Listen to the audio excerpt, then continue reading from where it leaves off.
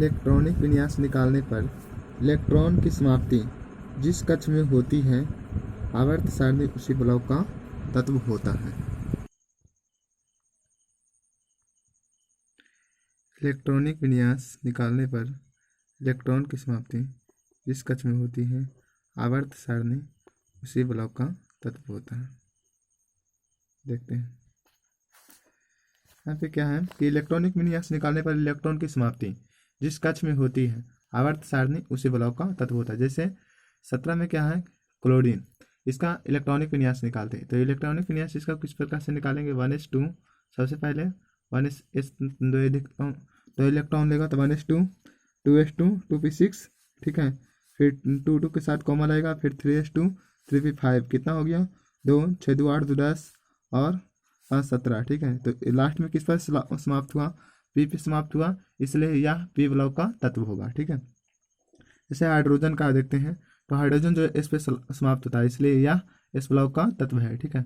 फिर अगला note point क्या है, इलेक्ट्रॉनिक विन्यास निकालने पर जितनी कक्षा भाग लेता है उसी के बराबर उस तत्व के आवर्त सारणी में आवर्त के स्थान होती है। इलेक्ट्रॉनिक विन्यास निकालने पर जितनी कक्षा भाग लेता है उसी के बराबर उस तत्व के आवर्त सारणी में आवर्त का स्थान होता है। जैसे क्या है मैग्नीशियम 12 में मैग्नीशियम, इसका इलेक्ट्रॉनिक विन्यास निकालते थे 1s2 2s2 2p6 फिर कॉमा 3s2। कक्षा की संख्या कितना है फर्स्ट और 2 के साथ कॉमा रहेगा, फिर फर्स्ट सेकंड थर्ड यानी कि कक्षा की संख्या कितना है 3, इसलिए यह क्या होगा यह तृतीय आवर्त का तत्व है। किसका आवर्त का तत्व है मैग्नीशियम, तो तृतीय आवर्त का तत्व है। यह एस ब्लॉक का तत्व है क्योंकि एस पे समाप्त हो रहा है ठीक है, इसलिए यह एस ब्लॉक पे उनका तत्व है ठीक है। कैल्शियम का देखते हैं तो 4s2 पे जाके समाप्त होता है। तो कक्षा की संख्या इसमें कितना है तो 1 2 3 एंड 4, कक्षा की संख्या 4 या चतुर्थ आवर्त का तत्व है या एस ब्लॉक का तत्व है ठीक है। संयोजी इलेक्ट्रॉन किसे कहते हैं संयोजी इलेक्ट्रॉन, देखते हैं संयोजी इलेक्ट्रॉन किसे कहते हैं। परमाणु के बाहरी कक्षा वाले इलेक्ट्रॉन को संयोजी इलेक्ट्रॉन कहते हैं। यह इलेक्ट्रॉन रासायनिक अभिक्रिया में भाग लेता है। कोर इलेक्ट्रॉन किसे कहते हैं, परमाणु के भीतरी कक्षा वाले इलेक्ट्रॉन को कोर इलेक्ट्रॉन कहते हैं ठीक है।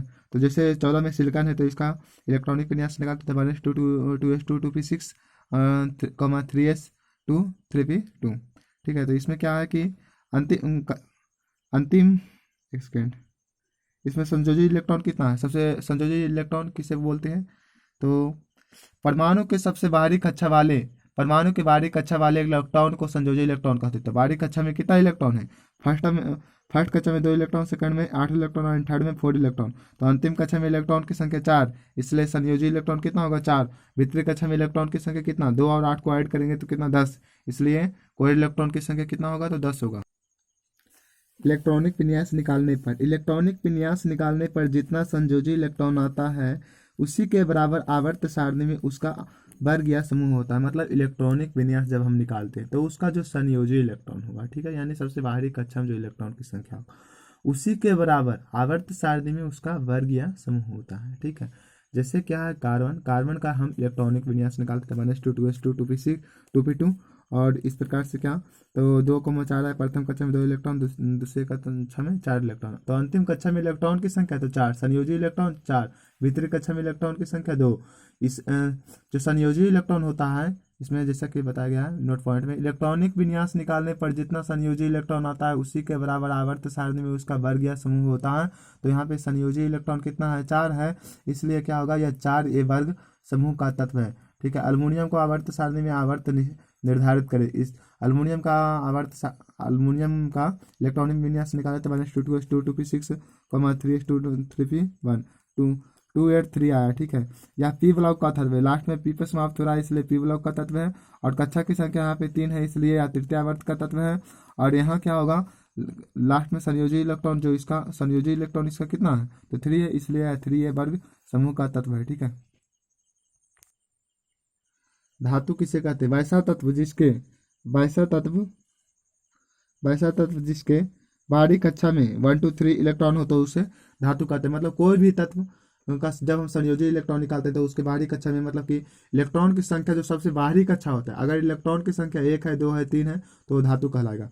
अधातु किसे कहते हैं, वैसा तत्व जिसके बाहरी कक्षा में इलेक्ट्रॉन बाहरी कक्षा में 5 से 7 इलेक्ट्रॉन हो तो उसे अधातु कहते हैं। उपधातु किसे कहते हैं? वैसा तत्व जिसके बाहरी कक्षा में 4 इलेक्ट्रॉन हो तो उसे उपधातु कहते हैं। यानी कि धातु का परिभाषा हम क्या देखें कि वैसा तत्व जिसके बाहरी कक्षा में 3 इलेक्ट्रॉन हो तो उसे धातु कहते हैं, और वैसा तत्व जिसके बाहरी कक्षा में 5 से 7 इलेक्ट्रॉन हो तो उसे धातु कहते हैं, और वैसा तत्व जिसके बाहरी कक्षा में 4 इलेक्ट्रॉन हो तो उसे उपधातु कहते हैं।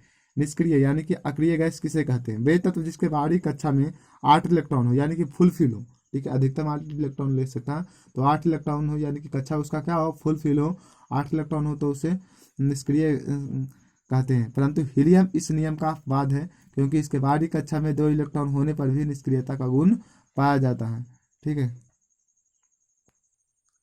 अब यहाँ पे है निष्क्रिय परमाणु का इलेक्ट्रॉनिक विन्यास। नियॉन, नियॉन आर्गन है, मतलब कि नियॉन, सॉरी, नियॉन 10 है तो इसका प्रथम में 2, द्वितीय में 8, आर्गन 2 8 8, ठीक है, क्रिप्टॉन 2 8 और 2 8 18 8, फिर है क्या क्रिप्टॉन के बाद जेनॉन 2 8 8 18 18, रेडॉन 2 8 18 32 32 18 8, हीलियम 2, ठीक है। इस प्रकार से मतलब कि ये जो अनिष्क्रिय गैस थी उसका इलेक्ट्रॉनिक विन्यास था।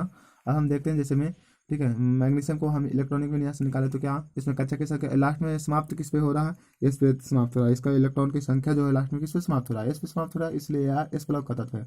और क्या होगा इसमें कक्षा की संख्या कितना? 3 है, 1 1 2 3 3 है, इसलिए यह तीसरा आवर्त का समूह है। और इसमें क्या संयोजी इलेक्ट्रॉन कितना है? 2 है, इसलिए इसका मतलब संयोजी इलेक्ट्रॉन 2 है, इसलिए 2 वर्ग समूह का तत्व है। और क्या है अगर किसी के कक्षा के अगर किसी संयोजी इलेक्ट्रॉन अगर किसी का इलेक्ट्रॉनिक विन्यास किसी भी तत्व के इलेक्ट्रॉनिक विन्यास में बाहरी कक्षा में अगर 1 2 3 इलेक्ट्रॉन हो तो उसे धातु कहते हैं। तो इसके बाहरी कक्षा में 2 इलेक्ट्रॉन है इसलिए यह धातु है। इसके बाहरी कक्षा में क्या है कि 4 इलेक्ट्रॉन है इसलिए यह उपधातु है। और इसके बाहरी कक्षा में 8 इलेक्ट्रॉन है इसलिए यह निष्क्रिय है। कैल्शियम का बाहरी कक्षा में 2 इलेक्ट्रॉन है इसलिए यह धातु है। इसमें आगे क्या लिखा हुआ है? धातु इलेक्ट्रॉन को त्याग कर धनायन बनाता है जबकि अधातु इलेक्ट्रॉन को ग्रहण कर ऋणायन बनाता है। हम जानते हैं कि कोई भी तत्व अगर इलेक्ट्रॉन को जो त्याग करता है वो धनायन हो जाएगा, क्योंकि उसमें जो इलेक्ट्रॉन अगर त्याग करेगा तो इलेक्ट्रॉन की मात्रा कम हो जाएगी, इसलिए वह धनायन हो जाएगा। और जो अधातु मतलब इलेक्ट्रॉन को ग्रहण करेगा, जितना भी मान लीजिए कोई तत्व है उस पर पहले इलेक्ट्रॉन जितना भी था, तो उससे अगर इलेक्ट्रॉन जब वो ग्रहण करेगा तो और इलेक्ट्रॉन की मात्रा बढ़ जाएगी, इसलिए यह क्या होगा? ऋणायन होगा। यानी कि धातु इलेक्ट्रॉन को त्याग कर धनायन बनाता है, प्लस होता है, और धातु इलेक्ट्रॉन को ग्रहण करता है और ऋणायन बनाता है, निगेटिव होता है, ठीक है। तो 12 मैग्नीशियम का हम इलेक्ट्रॉनिक विन्यास निकालें तो क्या इसके लास्ट में 2 इलेक्ट्रॉन है, ठीक है, इसलिए जो लास्ट में इलेक्ट्रॉन होता है उसी इलेक्ट्रॉन को त्याग किया जाता है। Mg प्लस 2 इलेक्ट्रॉन त्याग कर रहा है तो Mg प्लस प्लस 2 इलेक्ट्रॉन त्याग कर रहा है, यानी कि 2 धनात्मक संख्या बढ़ जाएगी, ठीक है। और फिर क्या है? सोडियम 11 सोडियम, इसका लास्ट में कितना है संयोजी इलेक्ट्रॉन? संयोजी इलेक्ट्रॉन इसका 1 है, इसका संयोजी इलेक्ट्रॉन 1 है, इसलिए यह 1 इलेक्ट्रॉन को त्याग करेगा तो Na प्लस, ठीक है। क्लोरीन का देखते हैं तो क्लोरीन में क्या है कि 7 इलेक्ट्रॉन, इसके लास्ट में 7 इलेक्ट्रॉन है, ठीक है। तो क्या होगा कि 1 इलेक्ट्रॉन को ये ग्रहण करेगा तो क्या होगा? अपनी कक्षा को पूरा कर लेगा, ठीक है। यानी कि 1 2 3 इलेक्ट्रॉन रहता है तो हम त्याग कर सकता है, 4 इलेक्ट्रॉन रहेगा त्याग नहीं करेगा, और 5 6 7 इलेक्ट्रॉन रहेगा तो उस स्थिति में वो ग्रहण करेगा, ठीक है। तो इसमें 7 इलेक्ट्रॉन है तो 1 इलेक्ट्रॉन और ग्रहण करेगा तो क्या हो जाएगा? इसका पूरी फुलफिल हो जाएगा, ठीक है, अच्छा।